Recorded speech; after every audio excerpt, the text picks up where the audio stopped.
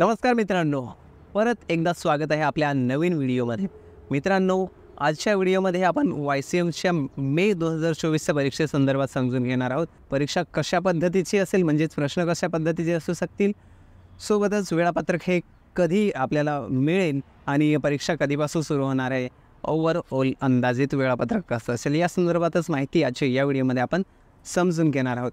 तर मित्रांनो नमस्कार, मी आहे अजय चैत्या आणि आपण बघत आहात अजय चैत्या एज्युटेक हा आपलं यूट्यूब चॅनल.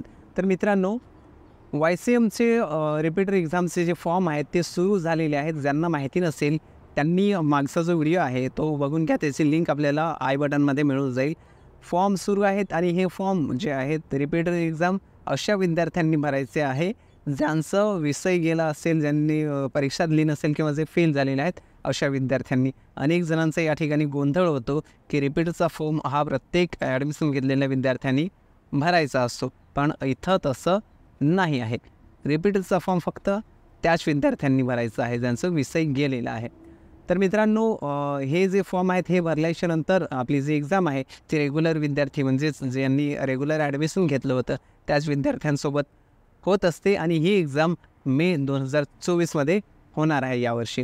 तर वेळापत्रक कधी येईल या संदर्भात जर बघितलं तर विद्यापीठाकडून देण्यात आलेल्या सूचनापत्रानुसार एप्रिलच्या शेवटच्या आठवड्यापर्यंत आपल्याला या ठिकाणी वेळापत्रक जे आहे ते बघायला मिळू शकतं आणि मेमध्ये 24 तारखेपासून म्हणजे 24 मेपासून YCMची विद्यार्थ्यांची जी परीक्षा आहे त्या सुरू होऊ शकतात असं जी सूचनापत्र आहे त्यामध्ये सांगण्यात आलेलं आहे. जर सूचनापत्राची हार्ड कॉपी किंवा सॉफ्ट कॉपी आपल्याला हवी असेल तर डिस्क्रिप्शनमध्ये लिंक आहे, त्या ठिकाणी जाऊन आपण वाचू शकता.